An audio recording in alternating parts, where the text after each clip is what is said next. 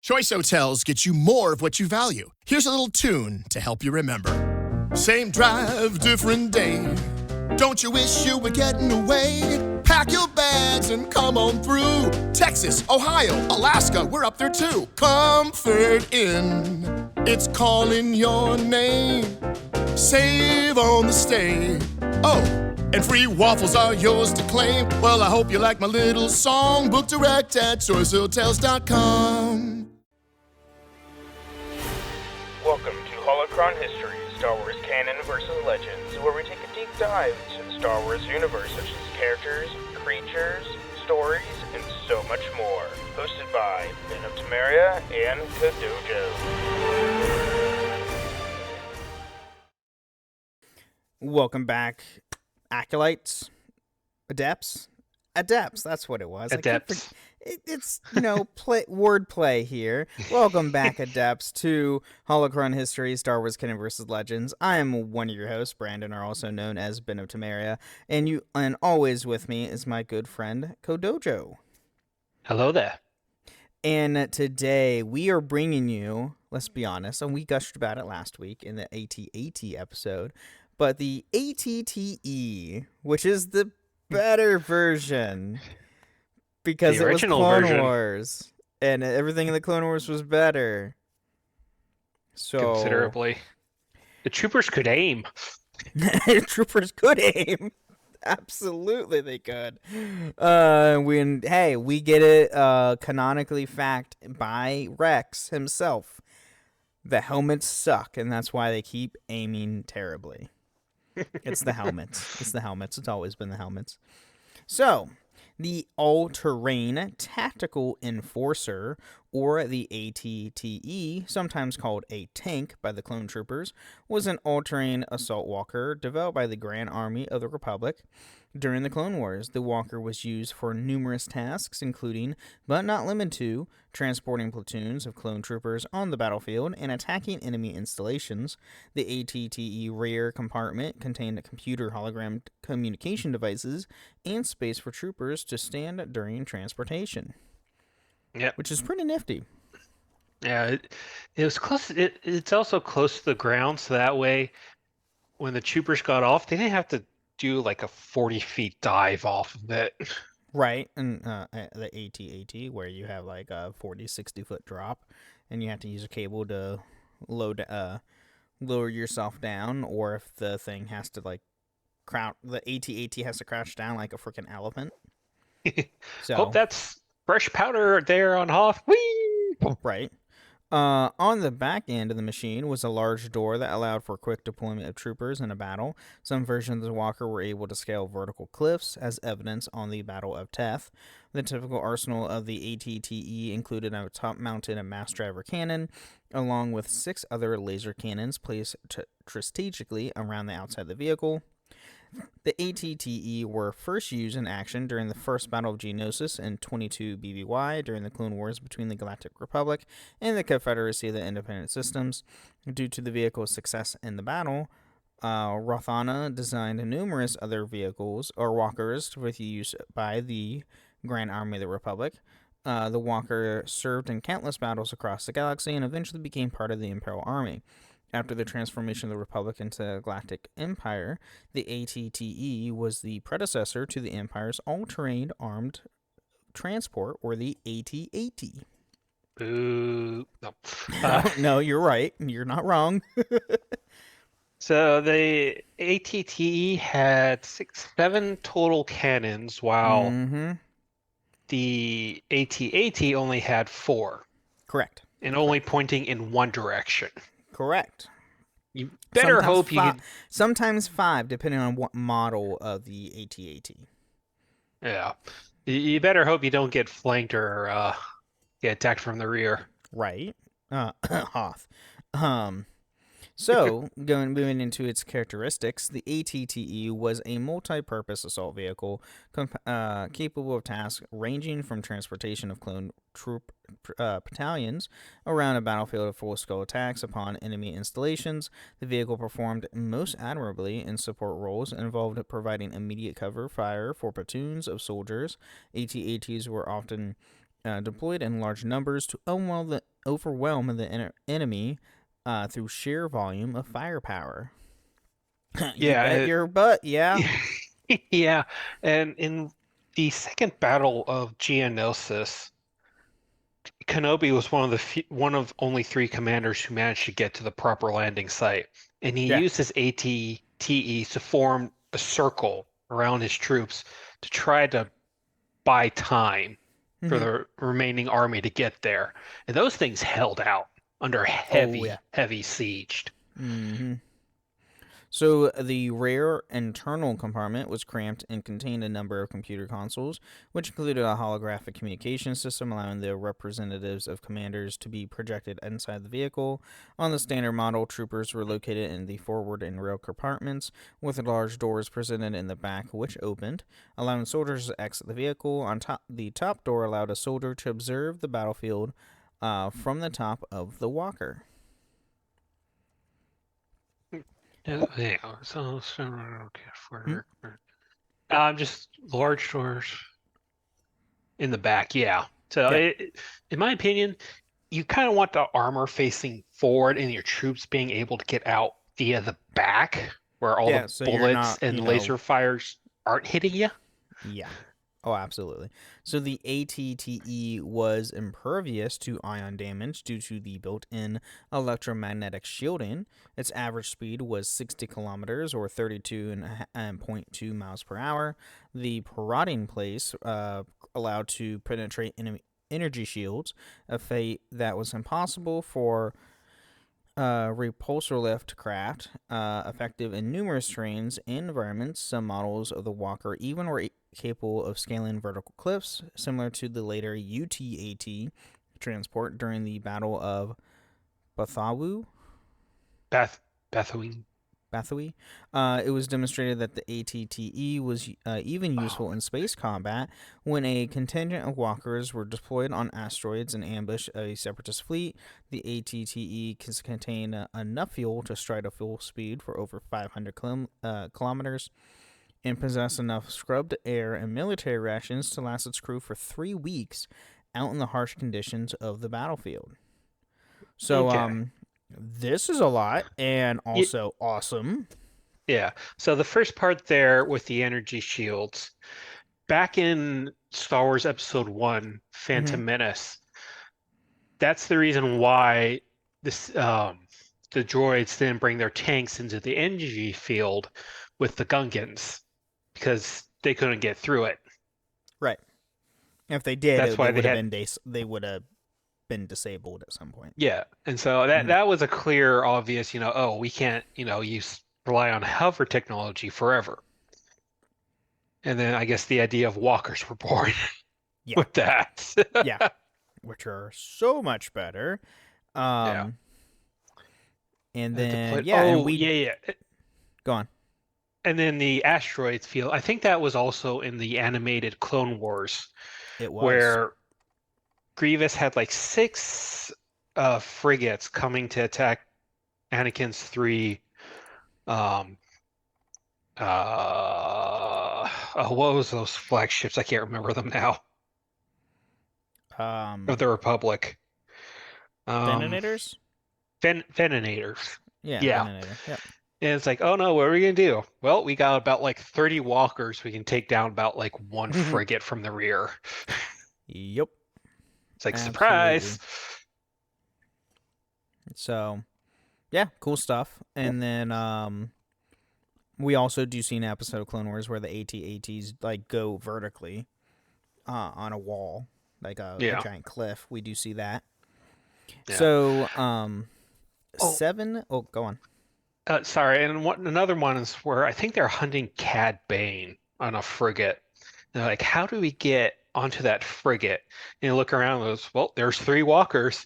Meanwhile, there's Admiral Yularen. You can't be serious. They do have magnetic feet. Deploy those 3 walkers. You just see 3 ATTEs just floating down onto the frigate. Yep.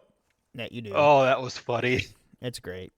So 7 specialty trained crew members were needed in order for the vehicle to function properly. The pilot, who is normally an ATTE commander, worked with 6 legs of the walker, while a spotter, who sat above the pilot, utilized special sensor stations to ascertain the locations of hostile units and primary objectives. The spotter had to relay this information to 4 gunners nested at gun stations within the heavily armored hull of the walker. A final crew member had to sit behind the controls of the heavy cannon atop of the ATTE, partially exposed to enemy fire. 10 clone trooper passengers could be held in each station of the walker, 20 total. In addition, an IM-6 battlefield medical droid was located in the back of the ATTE for emergency medical treatment. That's another cool thing that thing has. They have a medical droid. Yeah. Let's try to find that in AT-AT. Right? Yeah. You don't. Yeah. Can you imagine being the spotter for one that says, enemy there, no, there. It's like, give us coordinates. Hey, there's a platoon of droids. Fire at this location and take out like 60 of them. That would be great. So the largest weapon was the enormous mass driver cannon. This cannon could be loaded with an array of heavy energy weapons and solid shells, depending on the specifications of the mission.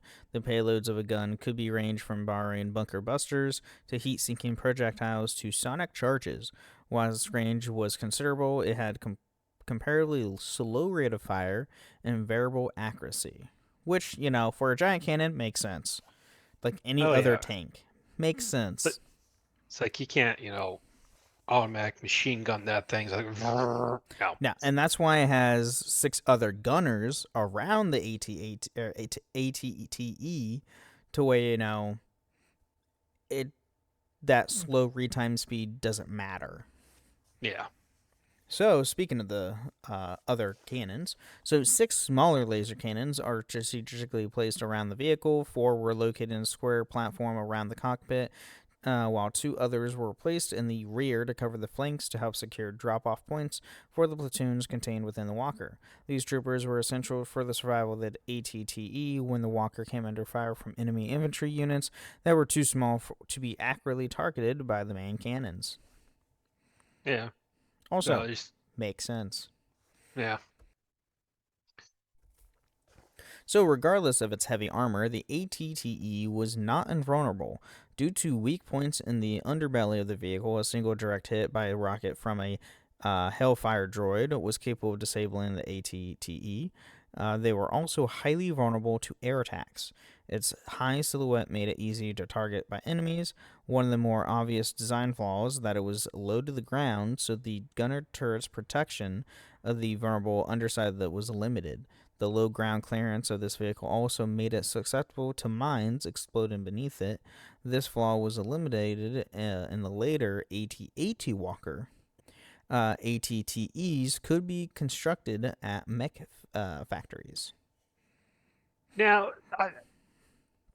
being susceptible to mines, I mean, that's pretty those much walkers. That's all land vehicles, period. Yeah. Oh yeah. I mean, it's even the AT-ATs. Big feet, just boom.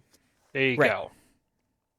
So, and in episode 2, there was that issue, but the Hellfire rockets went up and over some of them on top of them, and then hit another hit like a Tabana gas. But granted, there were some flaws, but as soon as they got rid of those Hellfire droids, they started sweeping up the battlefield. Oh, absolutely. And having air superiority is a must for any war. Yes, absolutely. That is correct. Air superiority is a must need in any combat situation, period. Doesn't matter who or what you are. So, special rockets for the ATTE were created on board of the Assassinator class assault ships. While any Republic spacecraft could transport these walkers through space, a variant of the LAATI gunship, the LAATC, had to be used to ferry these vehicles down to battlefields, which we do see this in episode 2. Yeah, it was fun just sort of flying in, drop off the walker. I'm out of here. Yeah. I'm out, gone. I'm going back to the, Star Destroyer and wait for further orders or send another one down. So, Yeah. we do have some variant models of the ATTE. So, a variant model of the ATTE was modified to carry additional vehicles. The rear ward section of the walker could house 2 ATRT walkers in storage configuration, along with their riders. These were then lowered onto the battlefield via a lowering platform, their legs unfolding after the disembarking, and the ATRTs could be deployed into battle in seconds. And these are like the one man, like they look like ATSTs, but they're smaller one man ones. Yeah, you see them in Clone Wars and Star Wars Battle. Battlefront 2. Yep. They have some of those. And this was also shown, the walkers being deployed in the Battle of Ryloth with Mace Windu. Yes. When they were being attacked on a cliffside, he says, "I want Lightning Squad." All of a sudden, get like 6 or 8 ATRTs going to the rescue. Yeah. That you do because it's great to have. And then another ATTE variant held facilities for a small mobile command center. This variant served a singular or similar purpose to the later tracked PX4 mobile command base, commanding and coordinating the movements of columns of other ATTEs. Additional models were produced throughout the Clone Wars as Rothana continued modifying their design. Stock ATTEs were even capable of being upgraded to heavy all-terrain tactical enforcers. Yeah, you could have them sort of a small mobile command center, but that kind of seems almost like a waste. Yeah. And then during the time of the Galactic Empire, some ATTEs had their parts of their rear side armor removed, enabling embarked troops to shoot enemies on the sides. This added the vehicle's ladder defenses, but also increased their vulnerability to grenades and other short-range weaponry. Some imperialized walkers had most of their top armor and offensive armaments removed, such as the projectile cannon, so they could be used to transport large amounts of cargo. Yeah, I could see them being converted for that, but I think there was a version where they had just like the top removed in episode 3 during the Jedi Purge. They had a lot more troopers in there. It was on Felucia. You could see it just before the Jedi got killed there. I'm trying to remember it. I would have to go back and look. But at this point, let's take a quick mid break, thank our patrons, and we'll be right back.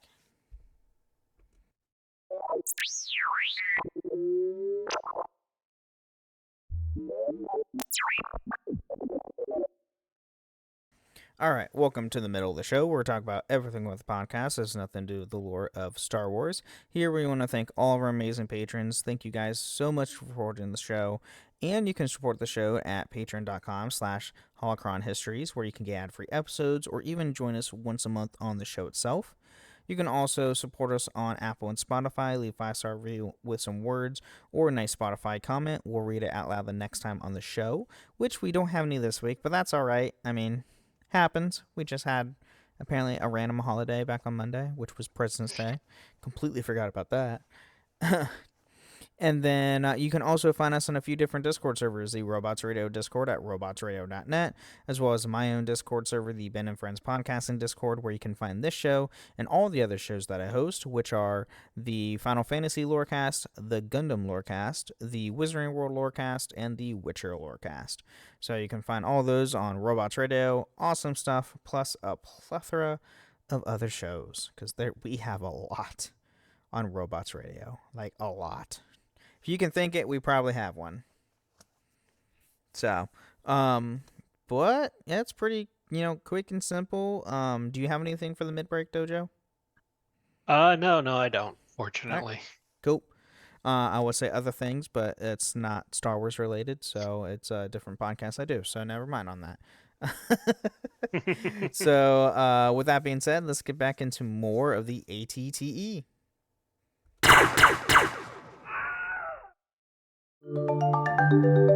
On the Cancer Signal podcast presented by Grail, hear the real life stories behind multi cancer early detection. Listen to the Cancer Signal wherever you get your podcasts. So, now we are going to be diving into their history. So, the ATTE design was inspired by the Arctic horny whelmer of Rothana. It's based off an animal on Rothana. That's what it's based off of. Produced by Kuwait Drive Yards and developed by its subsidiary Rothana Heavy Engineering. So, hence why, it was based off a beast from Rothana. Yeah. The ATTE was first built as a patrol vehicle for mining companies operated on distant worlds where there was no need for a vehicle that could help maintain order.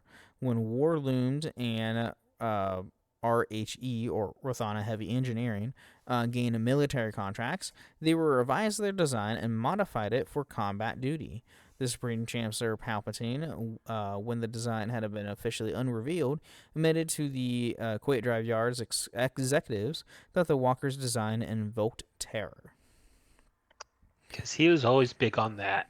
Yeah, which you find out way later too. That he planned that, not intentionally, but yeah, it helped on his path.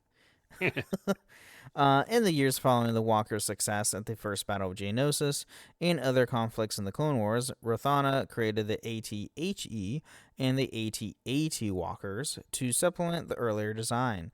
They also began tweaking the ATTE design itself, replacing standard legs with longer ones on some of the walkers, presumably to increase the gunner's line of sight and more easily avoid obstacles. Similar walkers included the UT-AT and the AT-OT. So the AT-HE is the all-terrain heavy enforcer, so it's much bigger in, firepower. Yeah. Obviously, we know what the AT-AT is, because we just did an episode on that one. And then there's the AT-OT, which is the all-terrain open transport. I think this was the one This is the troop-carrying one, specifically for troop-carrying. Yeah, I think this is one I was thinking about in episode 3 on Felucia. Yes? Yes, this is the one on Felucia. Yes, I'm looking at the picture right now. Yeah. So, during the Clone Wars, the ATTE was used heavily in many campaigns, especially in the Outer Rim sieges.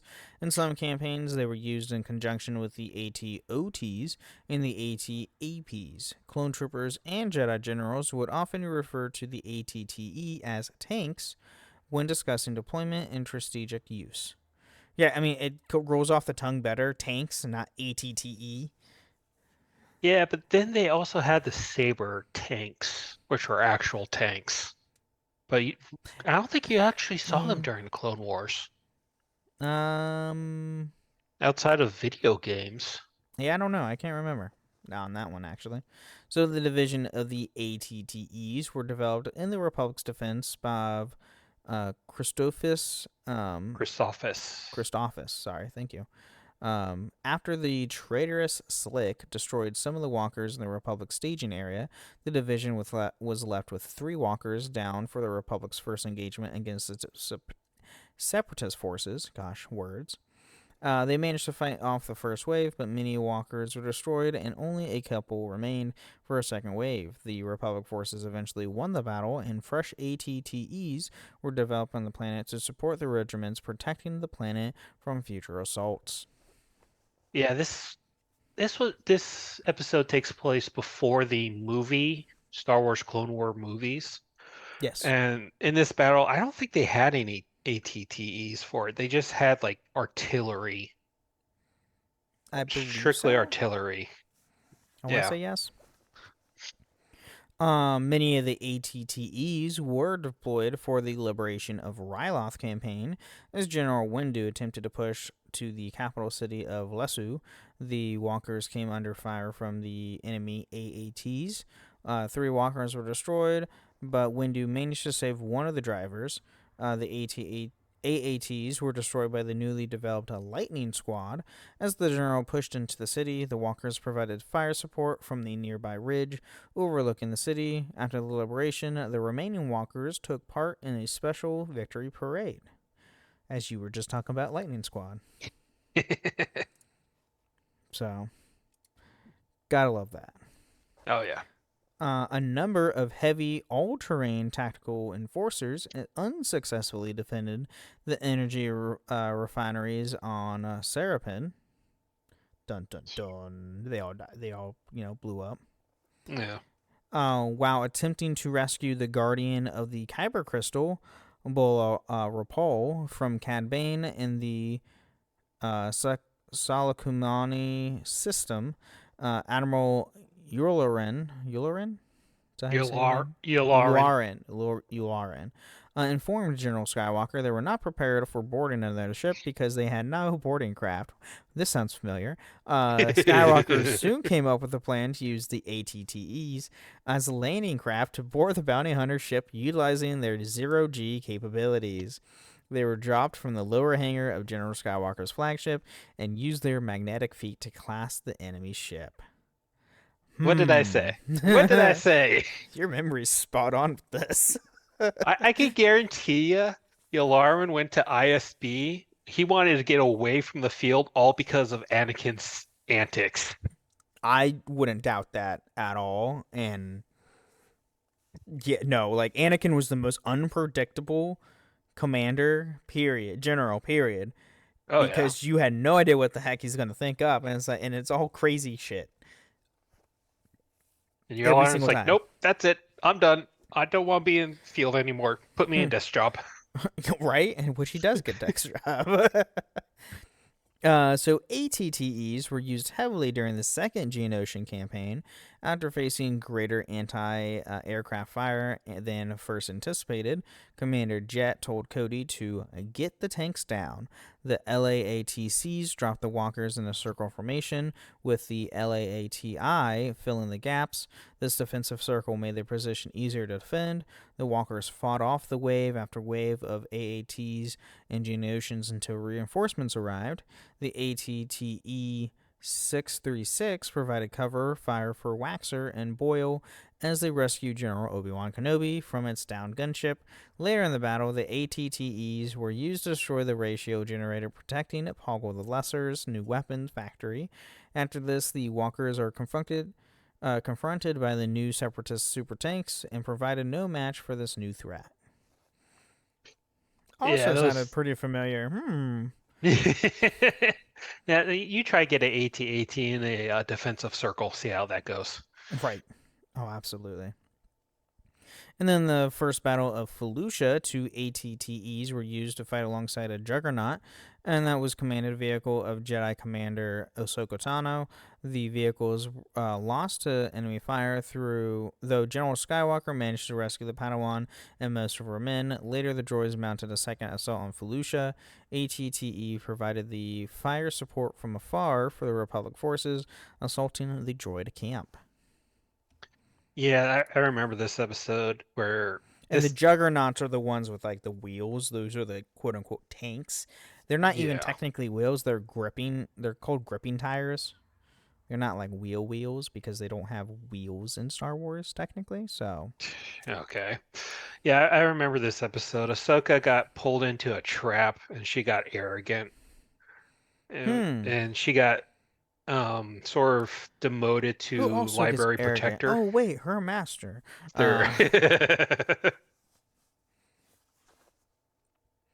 And after the rescue, they kind of lift off and see like hundreds of droids just surrounding the walker, and the walker just blowing up under the firepower. Right. And then after the end of the Clone Wars, a newly self-declared Emperor Palpatine favored and authorized the use of newer and more destructive war vehicles. ATs. So we do have some Imperial use. So during the Galactic Civil War, surviving ATTEs were still used by the Empire, mainly in campaigns in the Outer Rim territories. The walkers no longer held a primary status in military campaigns, but were sometimes used for additional fire support alongside larger assault vehicles, including AT-AT walkers and Juggernaut tanks. Because AT-AT walkers couldn't get the job done. Yeah, I know, right? It's like, oh, we can't get this done, so we have to use a earlier model of military assets. Which were better. Some were deployed onto backwater worlds like Marudin and Jabib. Yeah, I think Jabim. Where they were used for only logistical purposes and not on the frontline combat vehicles. Many of these walkers were adapted to fit new mission roles and planetary environments. The walkers are still used in frontline combat and more remote, less technologically advanced worlds like those in the Atollin system. Yeah, Jabin, from what I remember, was the biggest loss for the Republic. They were forced to leave the local population, and what I remember of the environment, it was just storming all the time. Walkers would probably not be a good fit for that, all muddy and whatnot. And then, in addition to active service in the Empire, some ATTEs were also found their way into the storehouses of the restored Empire. Which, that was Legends. Specifically. We do have some other uses aside from the Empire. The ATTE had found itself a usage in some criminal gangs. One particular instance was the Weequay gang on the Sorrel spaceport, who had somehow managed to get hold of one and proceeded to use it as extort payments from visiting spacers. This particular model ended up significantly damaged by Han Solo and his first mate Chewbacca, who proceeded to blow off its back legs via a concussion missile. Solo later recounted this event when reviewing the field manual for the Imperial military, the Imperial Handbook, A Commander's Guide. Which is a, actual book you can buy, by the way. Yeah. I think I might have it.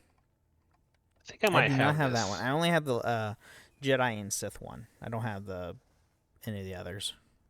So, go on. No, go ahead. No, we do have some behind the scenes. So the ATTE are never named on screen during their appearance in Attack of the Clones, but they were named in supplemental materials in video games in which they appear. Unlike its successor, the AT-AT, the ATTE isn't depicted as being anywhere near as unstoppable. During their first appearance, it was shown that it could be destroyed by a single shot from a heavily armed CIS vehicle, though in the video games, especially in Battlefront series, they are far more durable. No kidding. In Star Wars Battlefront, they serve as a mobile spawn point. In 2002 video game Star Wars Galactic Battlegrounds clone campaigns, all-terrain tactical enforcers serve as the Galactic Republic assault mech and are constructible at mech factories in single-player and multiplayer. Star Wars Galactic Battleground. I never played. Oh, it's PC. That's why I was never played it. I think makes a lot more sense now. I think they tried to use the engine from the Age of Empire 2 on this. And the graphics were just really bad. Well, compared to today, yes. No, even for back then, I think. Because it was, 2002? Yeah. Oh, yeah, no, these graphics in 2002 were not. We had freaking Star Wars Knights of the Old Republic at this point. Yeah. Which was better graphics. We had Battlefront 2 at that point. No. Publisher, Symbol Studios. Because, Star Wars Battlefront came out Symbol in 2000. Oh, no, that's 2004, so 2 years later when we got Battlefront. Yeah, Symbol Studios was well known for creating the Age of Empire series, so they must have used the same engine for makes sense. Galactic Battlegrounds. That makes sense. So, envisioned by concept design supervisor Ryan Church as the technological predecessor of the AT-AT Walkers seen in The Empire Strikes Back. The AT-TE Walker was a late addition in the Episode 2 post-production mix. It was then the job of the animation supervisor Rob Coleman's group to animate in the CGI AT-TEs.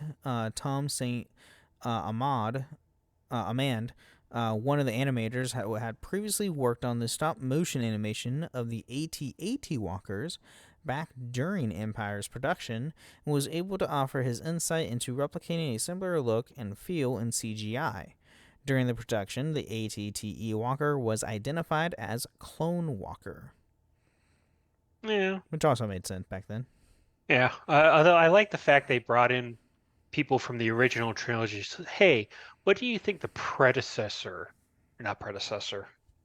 Predecessor. What do you think predecessor to the AT-AT would have looked like? How it would walk? How would it work? How would it walk? Yeah. Oh, absolutely. And then tactical enforcers have also been reimagined in Lego form for the 2005 video game Lego Star Wars Lego video game and its 2007 completion re-release. So yeah.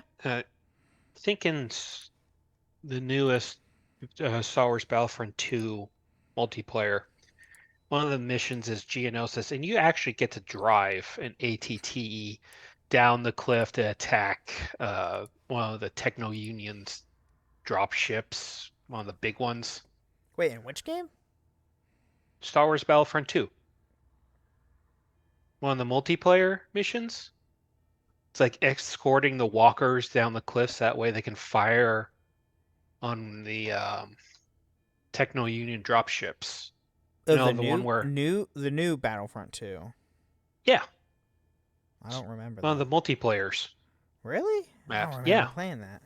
I don't know if I ever got to play that map then. And I played a lot of it. Yeah, it was a Clone Wars Geonosis map. You know what? I don't know if I've ever played that map. Huh. Well, interesting. Well, that's something I'm going to have to go back to now.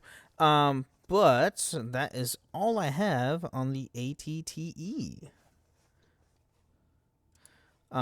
So, if you take anything from this episode, everything in the Clone Wars were better than anything in the Empire. So, the AT-TE was superior to the AT-AT. So, there we go.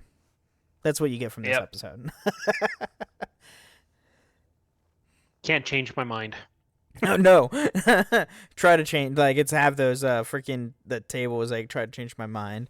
No, you can't change my mind. AT-TE is better than the AT-AT. You try to hot drop at AT-AT on a frigate, see how that goes. Right. Try to deploy it on an asteroid for a flanking maneuver, see how that goes. But do you have anything else on you want to talk about? Say anything about the AT-TE before we sign off?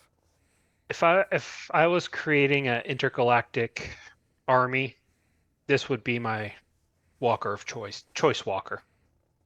Fair, same here. Yeah, I'm sorry. I love everything Clone Wars, and Clone Wars is better.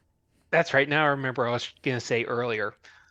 Star Wars Rebels had an episode where the Ghost Crew try to go and recruit some veterans from the Clone Wars, and they're in an AT-TE fishing for some giant sandworm. Yeah. Eventually, the Empire comes with 3 walkers. Yeah. Which we talked about this on our last week's episode. Yeah, but this one AT-TE managed to wreck all 3 walkers. Took down, even though it does get destroyed. It took down all 3 walkers. It took down 2 walkers by itself, and then it took down the final walker with taking itself out. Yeah. So it took down 2 by itself without any ease, without any issues, and then the last one it just sacrificed itself by taking the other one out. Yeah. Pretty good kill ratio right there. Yep. Which is better, an omnidirectional cannon or 2 stationary cannons on its head that only have a 90-degree turn radius? I still don't agree with that 90-degree turn radius. I It's don't so think it had dumb. that. It's so dumb. I don't think it And had turning that. a walker itself takes so long if you need to get around something. Can you see imagine? it Like, by the way, you see all that in that Rebels episode specifically. yeah, it's like, When okay, the ghost crew go and try to recruit the clones. yeah. Can you imagine being the commander for that AT-AT? It's like, okay, you there, stop, wait. It's going to take us 15 minutes to get this vehicle into position before we can fire on you. So don't you move. Don't you dare move. We're coming around. We're coming around. We're coming around. Right. They're too fast you- for us. Yeah, I wonder why. But they're just walking. Again, too fast It's for us. lower to the ground. They have 6 legs. So yeah, no, they're a little bit quicker. But then again, so thank you again, everybody, for listening to Holocron Histories, and may the Force be with you. To Holocron History, Star Wars Canon versus Legends. You can find us on the Robots Radio Discord at robotsradio.net, the Ben and Friends podcasting Discord, where you can share your thoughts, experiences, and love for the Star Wars lore. And don't forget, for the Republic.